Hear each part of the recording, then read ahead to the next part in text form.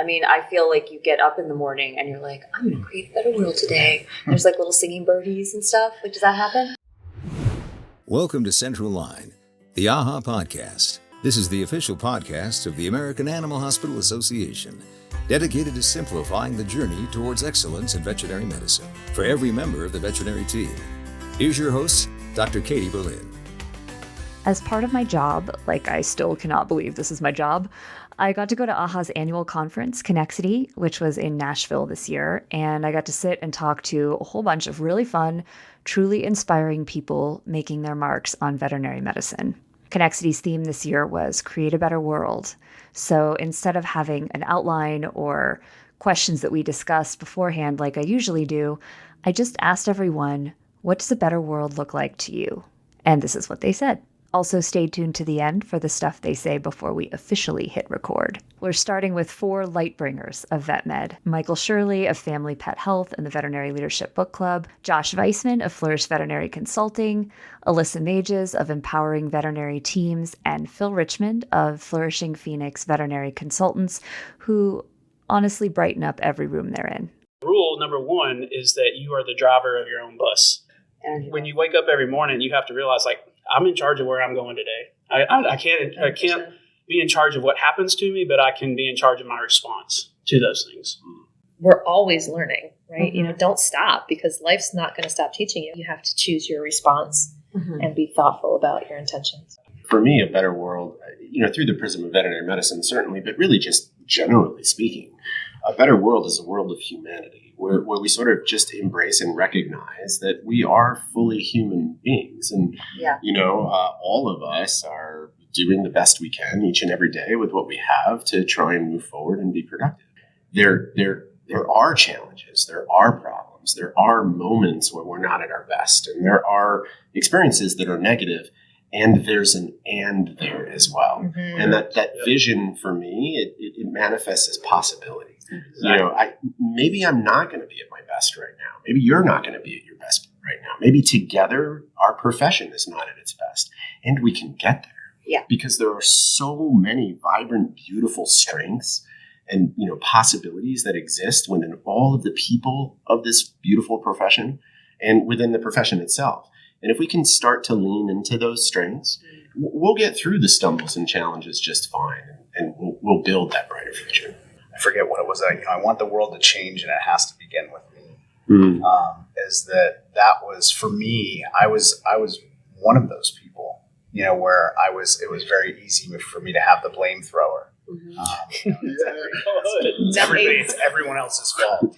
I would be doing so great in this in this world amongst everyone if the 8 million people would just do what I want. Yeah. Well, I can't absolutely control any of those people. It took a big change in my life to get to a point where I realized that I was the only one that I could control. If we can do that on an individual level and know that we have to do that there, and then we work on the team level, and then help the people around us, and then also help the organizational level. And it works when it all comes together in that regard. I got into the profession to be the voice for the voiceless, and that shifted from the patients to the team.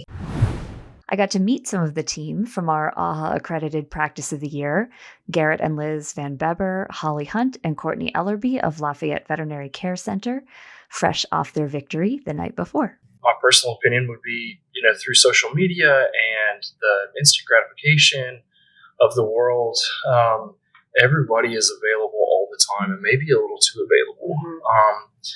And I think that's probably put a lot more stress on veterinarians' minds and their hearts than was ever intended. It's just the world we live in. Yeah. So I do think, to me, creating a better world is maybe creating some healthy boundaries on between pet owners and staff members, and appropriate boundaries so that we can all be happy together and then go back to doing that thing that we were designed to do, which is taking care of the animals. I would say just being kind in general. I think we have become more aware over the last few years that everybody comes from different backgrounds, whether social, economical, ethnical, whatever. Having an open mind and being understanding of everybody in any given situation at any time. I think getting out into the community more and love that. just getting everybody more involved in not only, like you said, just veterinary medicine, but in everything. And just being able to see, like you said, where everybody's coming from and being that rock for your community, I think is a really good thing to do, to be able to get out there. Nicole Bruno and Janine Irvin-Smith of Blend are helping make veterinary workplaces more diverse, equitable, and inclusive. And that sure sounds like a better world to me. I want veterinarians to understand that it's just as important to provide the practice environment, the workplace environment, so that everybody who is underrepresented in this profession can have a voice, can feel as if they belong. We have to do more on both sides to feed the pipeline, but create the culture in our practices that say, hey, you belong in this space. That's how we change the world. That's absolutely what we've got to do. We have to really create the culture to make them want to stay. Adam Hetchko believes in the value of teamwork and experimentation, and he's demonstrated that beautifully during his year as AAHA's board president. What does a better world look like? It's multifaceted for our practices. It's not just a veterinarian, it's not just a practice owner or a practice manager or a technician or assistant, it's the whole team. And we've seen struggles with all of our teams. It's such a big topic right now of being short-staffed and figuring out ways to improve the workflow of your team. And in doing that, I think that helps with burnout. And I think that helps to make the world a better place, because then we have more energy to devote to every patient that comes into our practice. And at the end of the day, that's who we all identify as walking into that practice. That's why we all fell in love with this profession.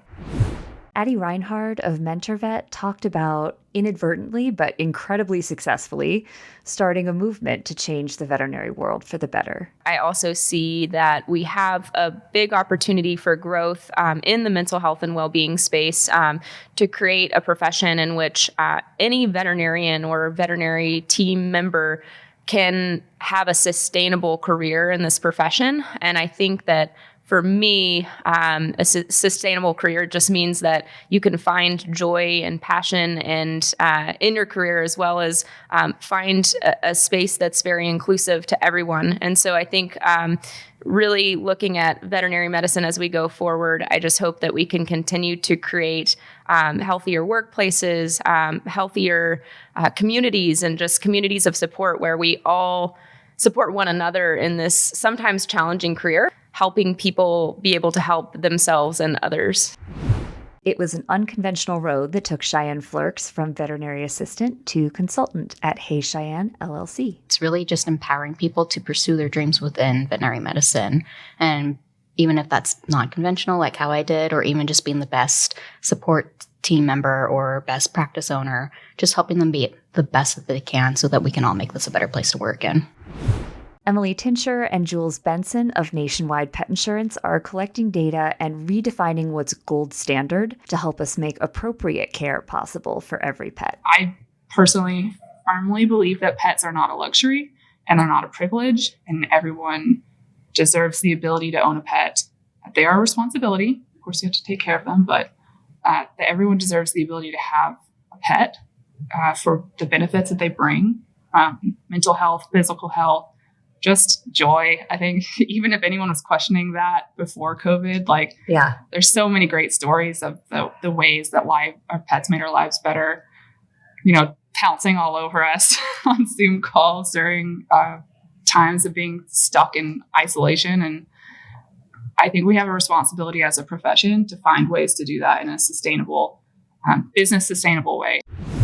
Our inimitable CEO, Garth Jordan, has a gift for listening and for designing systems around people and not the other way around. It's our job, as the individuals who are in organizations, whether we're running them or not, is to think about that there are differences in diversity is not just diversity in race and sexual orientation, et cetera. It's also diversity in how we were brought up in our education. Mm-hmm. And it's to me, that's something that we've got to be thinking about and actively designing around and helping people find that path towards contributions. But I believe, as I've experienced veterinary medicine, that we can become a lot more connected as a community.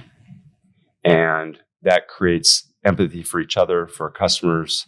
There's plenty of empathy for the pets, I think, but for each other and the connectedness we make, whether we make that through our educational practices, whether we make it through coming to conferences, there's a connectedness that is, I think, I won't say 100% missing, but we can grow it and we can foster it. And this ecosystem needs our veterinarians, our vet techs, and our teams to be connected with each other and to learn from each other. Jennifer Bruntz with PetSmart Veterinary Services is hoping to care for veterinarians as much as veterinarians care for pets. And also, she left the reception outside and put down her wine to talk to me. And at a conference, I think that means she wins. So even through veterinary school, I always thought, oh, how can we care for the veterinarian? And what does that look like? Because I had been at such a formidable age exposed to mental health issues in my boss. Mm-hmm. And so now I look at this. And so for me, I always say, gosh, I hope I leave places better than how I found them. That would make my life, or I feel like that's my addition to making life a better place. But I always like and feel like with every connection I have with a veterinarian, I hope I leave them a little bit better than when I found them. And if that happens, I think I've made the world a better place.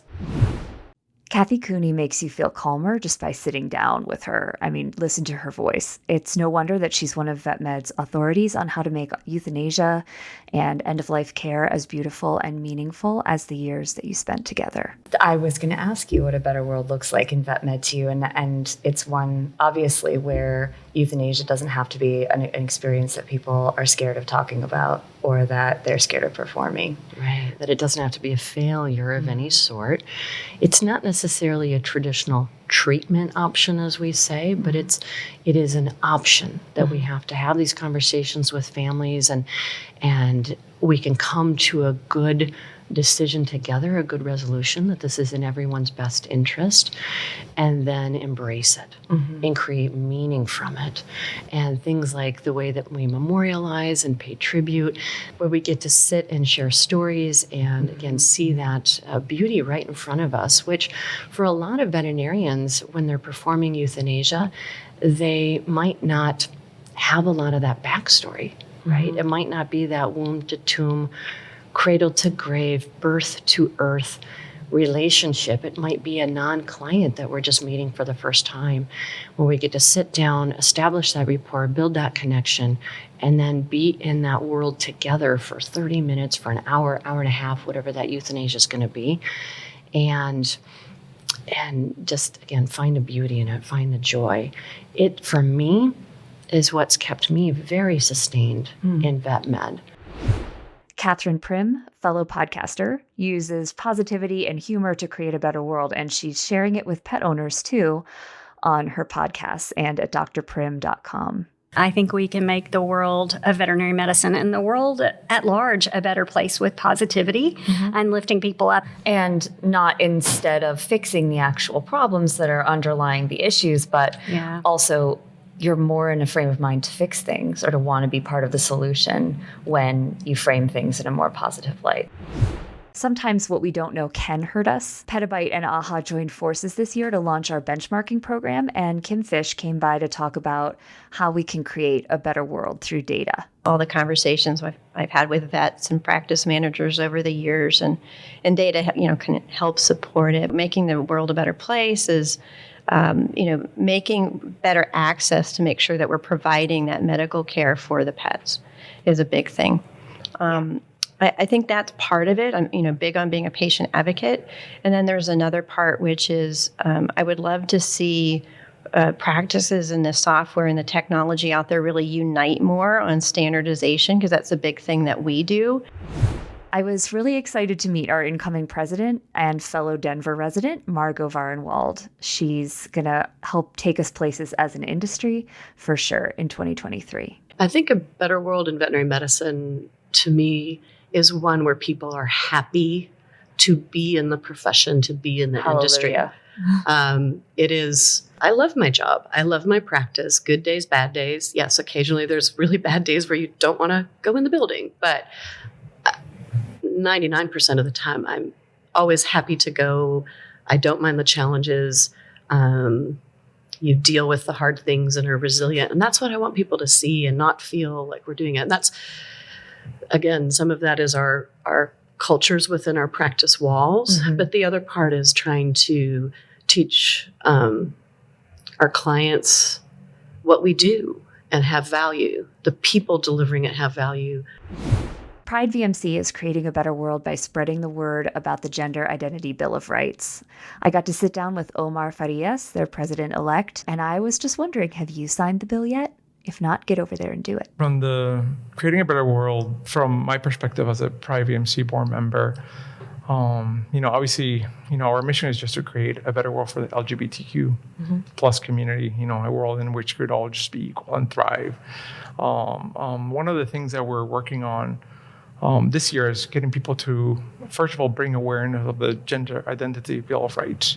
It just really kind of outlines, the basic human rights that those individuals should have and receive. So as part of our efforts of creating a better world, we're really kind of focusing on kind of bringing awareness of this document. A better world would definitely include all pets getting the care they need, regardless of cost. Ryan Champagne is working hard to make that happen at Policy Advisor. I think it would be so cool if veterinarians could just do whatever they need to do to care for that animal. Money aside, our goal is to hopefully insure all the animals out there. So when someone comes in and the doctor says, hey, it's going to cost X amount, now that pet parent can just say, yeah, do whatever you need to do, which, again, going back to your question, hopefully makes it a little easier for them and the pet med world a little bit better as well. Okay, enough of that serious stuff. Go out and create a better world and let me know how you're doing it at podcast@aha.org. So far, I haven't been able to get him to edit it so that it's just audio. But doesn't mean we have to watch the video ever. Ever. No. Yeah. I don't like hearing myself or seeing myself. Okay, so this is great. Yeah. You'll be a fan. I did do a podcast during the pandemic with Randy Hall. Oh, yeah. We did a series together, which was fun. Which you've never listened to? Nope. You have the podcasting voice, though. That's the voice that has developed. It's, as you were talking outside, I was like, that is the voice of a podcast. It's really? I was expecting when we would find out who the murderer was. Really? Yeah. Ooh, That's maybe good. we should do a true crime podcast. I'm recording. Oh, I know. If you want to sit. We'll try. I mean, maybe if someone didn't get killed at the Connexity conference, that would be ideal. Right, it could be true crime, but not vet related. Right. Yeah, that would be. It's a really small industry. Only murders in the profession. Only veterinary related murders. That's right. That's going to be the title of this conversation. I'm saving the potato chip stuck in my teeth for later. So when you hear that noise, really loud in the mic. you'll be like, I'll let you know when it's 4:30. Okay. Feel free to rock out. Okay. Are we ready now? We're ready. Oh, okay. Great. Thanks for listening to today's episode of Central Line, the AHA podcast. If you love what you hear, please take a moment to leave us a rating and review. For more resources to help you simplify your journey towards excellence in veterinary medicine, we invite you to visit AHA.org. That's AAHA.org.